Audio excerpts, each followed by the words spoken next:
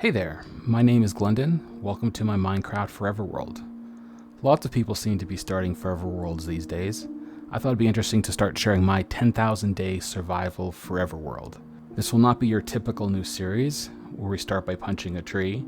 In fact, all the things are already done. I've built my main base, built a villager trading hall, constructed many farms including a general mob farm, guardian farm, gold farm, piglin barding farm, shulker farm, witch farm, and many more. Explored trail ruins, trial chambers, ancient cities, and woodland mansions. Built a nether hub, completed all the advancements, created a massive world map, built a mob switch in every dimension, collected every mob, block, and item in the game, defeated the Ender Dragon 20 times to reveal every end gateway, and then brought the Ender Dragon to my overworld to be my pet. So what's there left to do when you have done all the things? The short answer is, anything you want. Let's start with a world tour. The tour will likely take several videos because, believe it or not, you can actually get quite a bit done in 10,000 days. Behind me in the background is my Motte Bailey Castle, which I call Homestead Keep. Before we start the walking tour, I'd like to give you a bird's eye view of Homestead Keep. This base is built at spawn. This world was originally generated in version 1.18 with the new terrain generation. I spent days trying to find the perfect seed for my new Forever World. I wanted to find a seed with the new mountains right at spawn. And when I found this seed, I instantly fell in love and knew that I wanted to build a fortress on this hill overlooking the valley below. The hill hides a maze of tunnels and farms that would not fit into my medieval aesthetic. When I spawn into a world, I have a habit of building a dirt pillar to mark my exact spawn location. And here I've replaced that dirt pillar with a stone monument commemorating the day that I started this world, April 19th, 2022, 1 month shy of 3 years as I record this. Although I consider Homestead Keep done for now, I fully expect it to morph and evolve as I continue to play on my Forever World. There is always something new with Minecraft, which is one of the reasons I love this game. Let's start our walking tour of Homestead Keep with the gatehouse. Most of the gatehouse houses the working portcullis. So the flick of this button here, our portcullis will open. And with a flick of another button, it will close. I wish I could say that I created that from scratch. I did not. That was a YouTube tutorial from, I believe, Misty Cat. You can travel to the top of the gatehouse. I do have an empty room up there. I haven't decorated it yet. But I should probably put some like guard quarters up here or something. One more feature of the gatehouse, though, is it does have murder holes. So you can flick these up here, and you can shoot arrows down at villager patrols that are knocking at your gates, which is quite fun to do. Alright, that's the gatehouse. Next we have the stables. First we have bacon, then my naturally found pink sheep, bubblegum, cotton candy, and I believe marshmallows in the back there. We used to have a fourth, whose name was Jellybean. Unfortunately, a goat jumped into the pen here, and Jellybean didn't make it. So I found him soon enough to save his wool, but wasn't soon enough to save Jellybean. Next we have Magellan, my trusty mule. Magellan is basically a 14-speed mule with a 5-block jump. Obviously that was breeded up, that is not naturally found. Well, I guess mules are never naturally found, but next we have Raven, who is one of Magellan's parents, and he's basically a 14-block speed horse with a 5-block jump. Donkey, I believe, is one of the original donkeys I found at the spawn, and my first skeleton horse, whose name is McCoy. On the other side of the road here, we have my llamas. These are bred up llamas. They all have the 15 inventory slot. There are 10 of them, so you can hook one to a lead and the other 9 will follow. I haven't really made use of these yet, but I think it would be cool at some point to take a bunch of blocks across the world using my llama train here. But next building here is this massive one here, and it does not have a purpose yet. I basically built it to fill up some space. It is empty, so I do need to find a purpose. It has 3 floors. I did decorate the top floor as if it was some sort of soldier barracks, but yeah, that's the extent of the decorations. Next, back here we have the doggy pens. So I have collected every single one of the new dog breeds. And we basically have herb and spice kind of naming convention here. So we have saffron, cinnamon, sesame, thyme, cayenne, nutmeg, sage, and then over here rosemary, and finally ginger.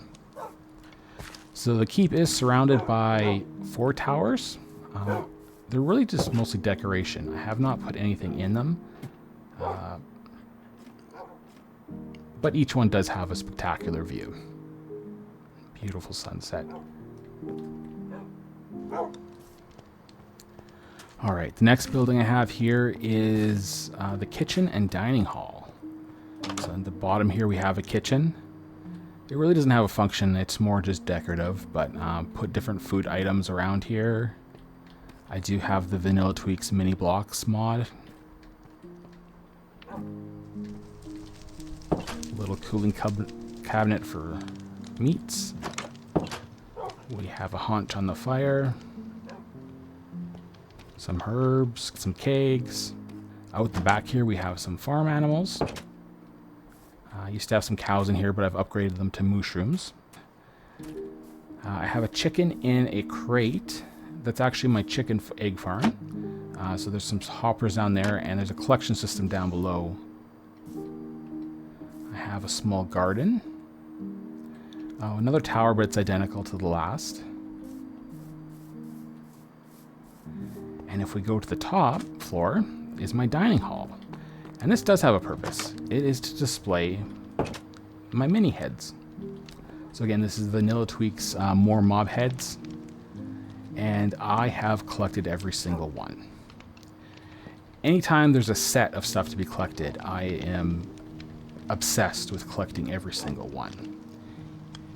And looking at this now, I do realize that I am a horrible person. I mean, killing pandas, dogs, cats.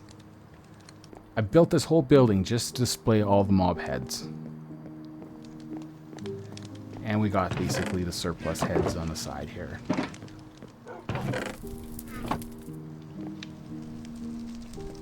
The final building in the Bailey is my, I guess, church. The upper floor is mostly just decorative. I've kind of built 2 different kind of altars in here. One with the warm stained glass window, and another one with the cool. This is basically a custom texture I made myself for the stained glass panes to get that grid pattern on there. But the purpose for this building is down below in the crypt. If you go walk down here, and there is the display for my dragon egg. But also, I have created, this is where I store all the blocks and items in the game. So I have a collection of every block and item in the game. This is very similar to what ZAF did in Season 9 on Hermitcraft.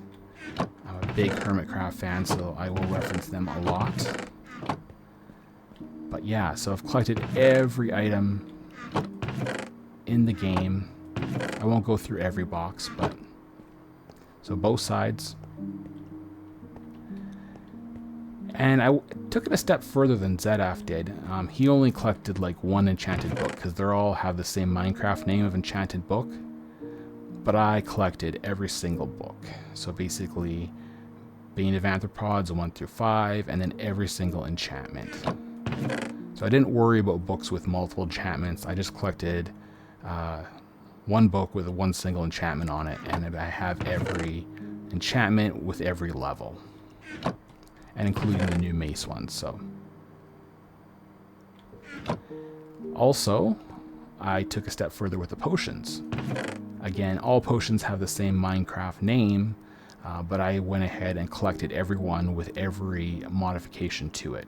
So these are all the potions in the game, including the awkward, mundane, and thick potions. And then the splash potion variant. Again, awkward, mundane, thick. Then the lingering potion types with, again. And finally, the tipped arrow version. Every single one. Interesting enough, you lose the awkward, thick, mundane names with these ones, but they still won't stack. They are separate items. So, and finally, I have my dragon egg. Something else I'm kind of proud of here is I've created my own end poem. And I went through the trouble of coloring the text. And I even have the random text in there. So, every so often I just come down here and read it again. I love the end poem.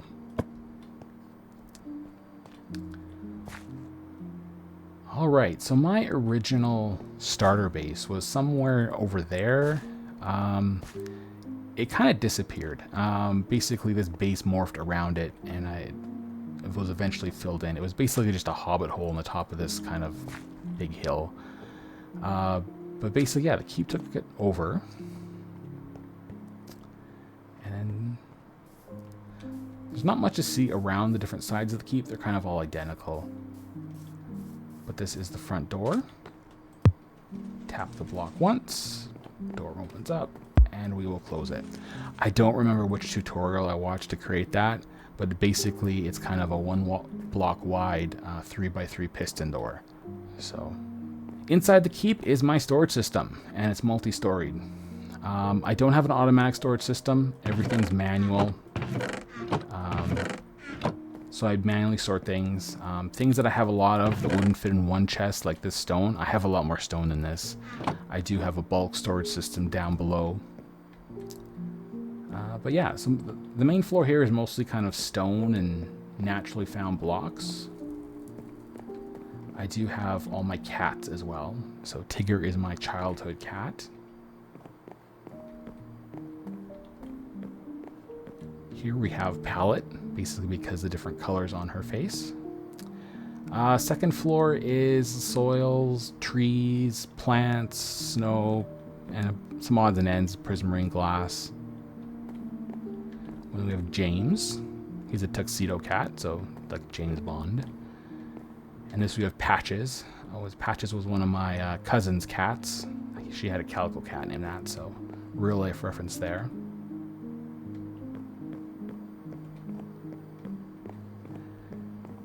And then the third floor is kind of crafted items or just items. This is Anne, ragdoll cat, so Anne. Yeah. Of course, Jelly. And Azrael. Azrael is my Smurf reference to one of my favorite cartoons as a kid. I should mention that I'm constantly moving things around here, so as Mojang adds more items to the game, I'm constantly shuffling things, finding the best order. The final story here of the storage system is a lot of enchanted books and kind of like my ores and other kind of treasure items. We have William here. He's a British short hair. William's like the most British name I could think of. I should peek in a diamond chest. Diamonds collected to date. What else we have here? This is a treasure box. My almost stack of enchanted golden apples. I've raided a lot of ancient cities. So that's why I have so many there. With my enchanted books, I have one slot for every single enchantment. So one chiseled bookshelf to display my copies, and then basically a barrel below it to display any overflow. I only keep the most highest enchantment levels. So basically Smite here, I don't have no overflow. And these books here are both Smite 5. So I don't keep Smite 4 or anything less. And the same with every single other enchantment I have. I've also collected all the templates or trims. Something else I'm proud of, which is kind of weird, but it's kind of funny too. Sorry, it's this box. Yeah, so I have a habit of not leaving any loot in a treasure chest. So if I come across like a ruined portal, I'm obligated to take all the items with it. So like I have collected 5 shulker books of flint and steel for no reason other than just because. Oh, and I forgot, I believe that is Jasmine. So. And then finally, the top floor of my keep is my living space. So we have a little enchanting area. It's mostly for decorations. I rarely do any enchanting there. I have another spot that's better for it. With a little brewing station. I have used this in the early game. I have stopped since using it. I have an auto brewer now. We have Snowball 2 here. Simpsons reference. Little desk and my fire. This is kind of my crafting corner. So any crafting stations that weren't on those two corners are over here. So like the stone cutter. I've also hidden all my furnaces in this fireplace. So that is a furnace. That is a furnace. Behind the fire is a blast furnace. And above it there is a smoker. Also in this corner I have, this is where I kind of sort my to-do list and the different projects I'm working on. I will probably go into that in more depth later on. I've also collected all the new sherds. So if you look along the top of my living area here, basically I have one plot with 4 sides, the same on all 4 sides, for all 23 trims. I got an overview map of my base here. On the other side, a more zoomed out view of the area. I don't think I've mentioned it yet, but this is a large biome world. And the savanna we're in goes at least 1,000 blocks in every direction from my keep. Finally, my bed and the final cat, Zora, who is my real life Siamese cat, who is currently sleeping right beside me in real life. I have my parrots. Basically, was it do, re, mi, fa, so. Let them dance.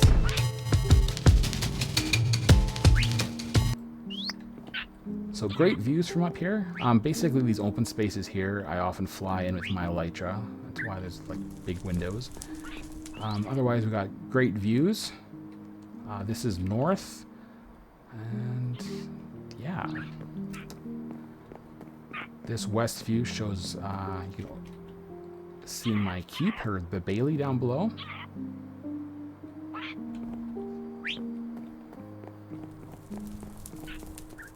In the east, you can kind of see all the pathways and roads I've built going various different ways. And the south direction is the best to see the valley below here. So we have the nether portal there. There's my graveyard and my villager trading hall. There's also a basement to my keep. In the basement, you will find minecarts leading to various different areas underneath my base. Those areas have the farms and other significant areas. I don't like the farms on the surface, so basically this is what we have. Tunnels and minecarts. The tunnels are all decorated, the farms are all decorated. I don't think we'll have time today to visit each area. That will probably be the next video. We should probably talk about the dragon. I've already mentioned I'm a huge fan of Hermitcraft, and in Season 9, Doc M77 brought an Ender Dragon to the overworld. Actually, 2 Ender Dragons. And he basically made one his pet. And, you know, I just thought that was cool. And for the longest time, I just, you know, enjoyed his video. And then until I realized, you know, why don't I do that? And so I kind of, he doesn't really give the full detail on how to do it in his video, but he lists the people who kind of showed him how to do it. And so I went on a deep research dive and found out all the details on how to do this, and then I replicated it. So as I record this in March 2025, in a recent video, Doc M77 has said they've now patched this, so you can no longer bring a docile Ender Dragon to the overworld. So, you know, I'm really glad that I did it when I did, because, you know, it makes my world feel a little bit special. Alright, let's go down to the valley below, and I'll show you what I've built down there. First, we have the entrance to my nether hub. Second is my graveyard, where I recognize each of the deaths in my survivor world. And finally, the villager trading hall. But let's start with the villager trading hall.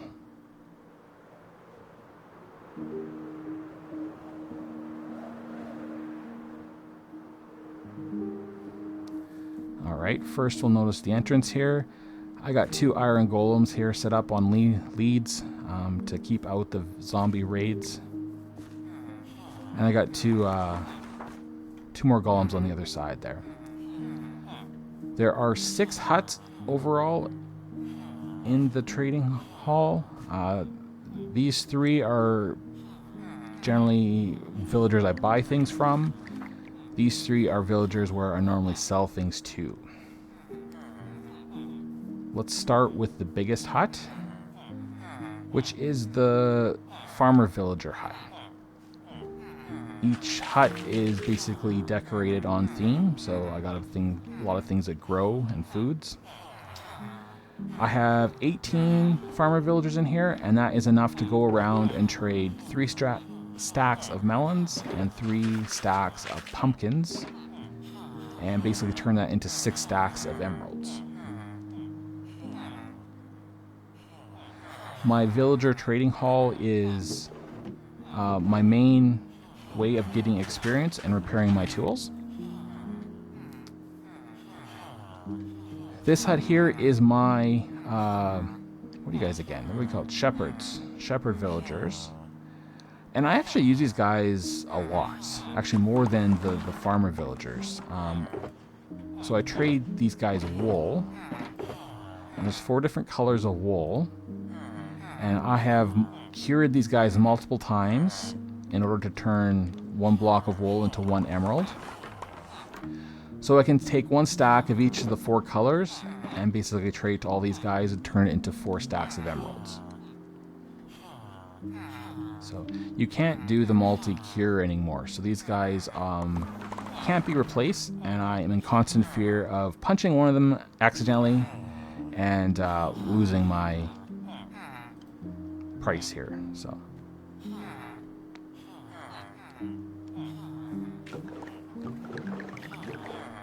the next hut holds a variety of different villagers. First we have the fishermen. I rarely use these guys. I had big plans on selling them fish from my guardian farm, but I ended up setting up another trading hall next to the guardian farm. It was just easier than bringing the fish back here.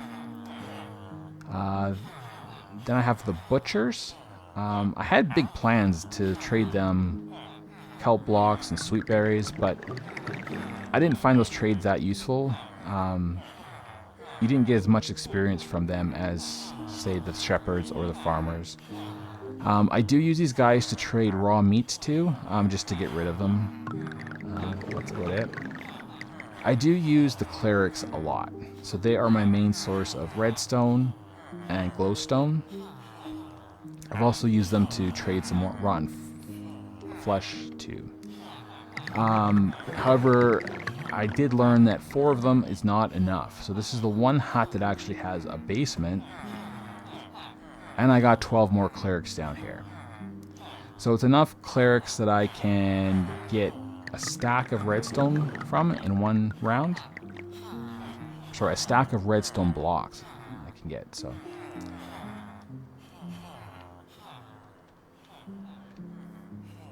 next we have the librarian hut, and this hut comes with its own enchanting table, and this is a variable enchanting table in which I can reduce the number of bookshelves. So putting a lectern there will reduce that by 1, and then I can turn the page here, and basically each page I turn takes away another bookshelf, which changes the enchantments I can get. This is the main enchanting table I use for most enchanting now. I did restrict myself in the number of librarian villagers that I could have in my trading hall. I basically stuck to the villagers or the enchantments that can be used on multiple weapons or tools or armor. For example, blast protection can be used on all pieces of armor. Silk touch can be used on picks, axes, shovels. So if an enchantment could be used on multiple pieces, I got a villager to get that enchantment. Every other enchantment, I've forced myself to go treasure hunting and looting to find those books. Next we have the Mason Hut. I don't use these guys as much as I did at the start. They were my main source of terracotta, as well as quartz, and bricks, of course. I still use them for the bricks and the quartz, but the terracotta I have better ways of getting now. And these are the one villager that I didn't actually cure. These are basically the standard rates. Most trades I was interested in, it was 1 block per emerald, which is as good as you could get anyway. And this is basically the leftover hut. So every other profession that didn't fit into one of the others, these 3 will give me any diamond armor, tool, or weapon I need. My 1 leather worker I use to get saddles from. That's the only trade I find useful. My Fletchers, I use to get poison arrows. I am a mending fan for my bow. So basically, I dislike having the bar down here, which I can't get rid of and fix my bow. So for that reason, I like mending. But the other reason I like mending is I can also use tipped arrows. Technically, you can use tipped arrows with an infinity bow as well, but you use up the arrows anyway, so the infinity isn't doing anything. I am a fan of using the poison arrows just to inflict a bit more damage on any mob I'm shooting. I also have a arrow of healing, which I've never really used, but have him. Arrow of harming. Once you're above, I believe, power 3, the harming doesn't work anymore. But the final arrow I do use, arrow of weakness, you can use that for curing villagers. And my 1 cartographer, I basically trade item frames for. I find that the most useful trade. And empty maps, I guess, as well. So.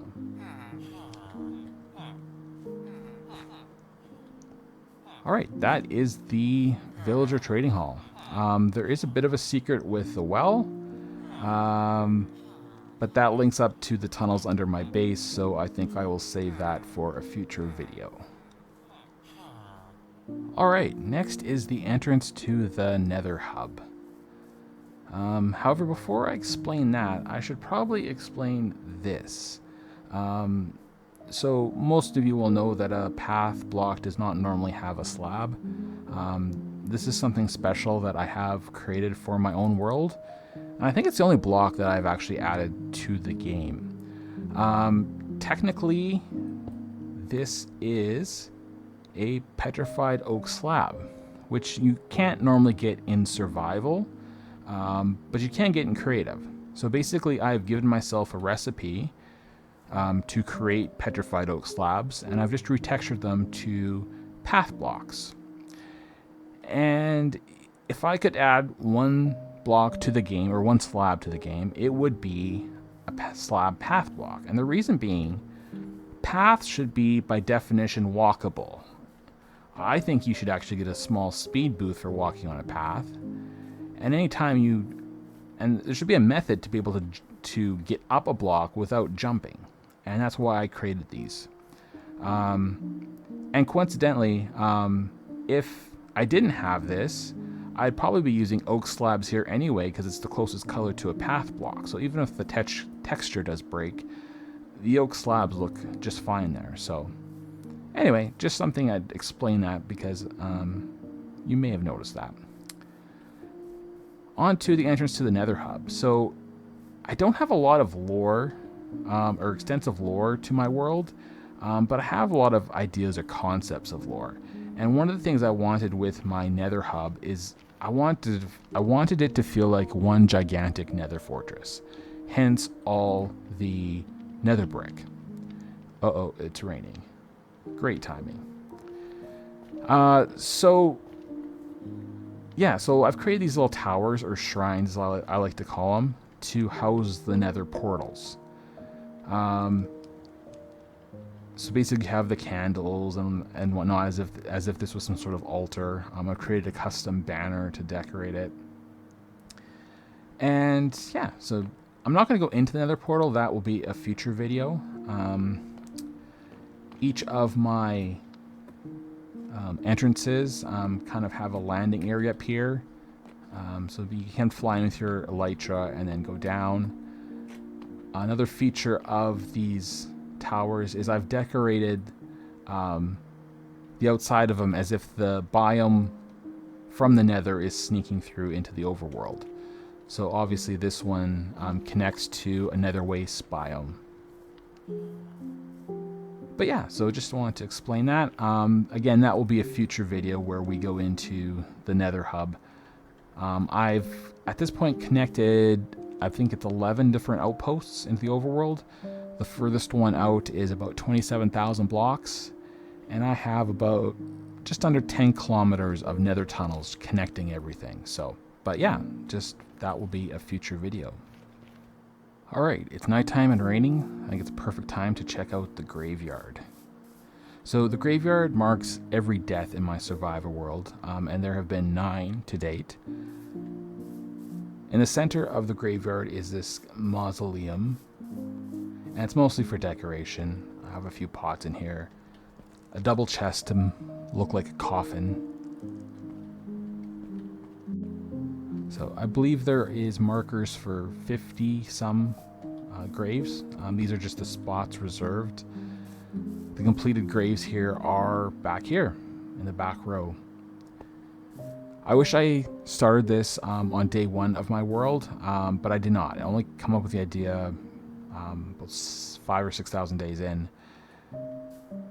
So day 1004 is basically an estimation, and that's what the star is behind the number there. I was able to find the actual dates in the logs on when I had died, but it didn't actually tell me the exact Minecraft date. So I did my best estimation based on that date. My first death was 1,000 days in. It was basically I hit a piglin while excavating in the nether. I tried to fly off, but then basically hit the side of a nether fortress and died. I use these pots to store a book, and basically in each book I detail the death.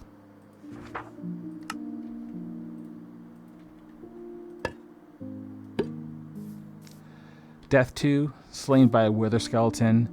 I came through a nether portal, and basically there were 2 nether skeletons waiting on their side. I didn't even have a chance before they got me.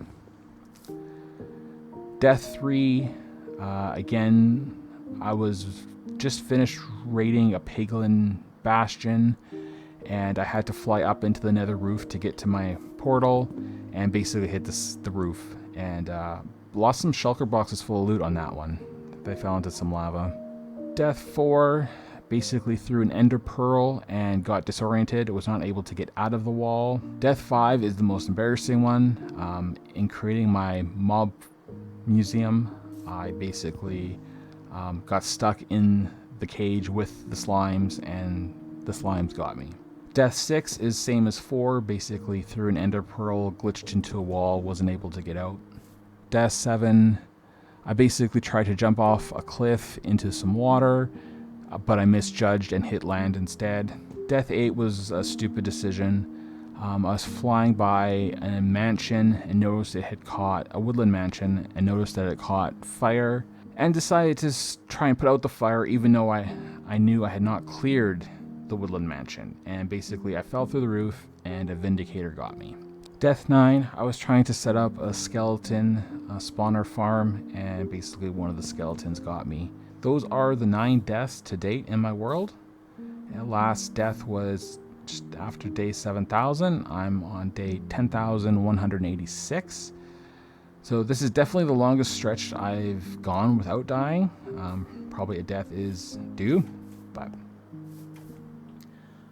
Alright, well I think that's where we're going to end video number 1. Video number 2 will likely go underneath my keep, and I'll start showing you all the tunnels and farms underneath the surface. And there is a lot there. I suspect that video will be longer than this one. If you're still watching, you must have found this at least mildly amusing. Please consider giving it a like. And if you'd like to see more of my world, please consider subscribing. This is my very first YouTube video ever. Please be kind in the comments. And yeah, until next time, we'll see ya.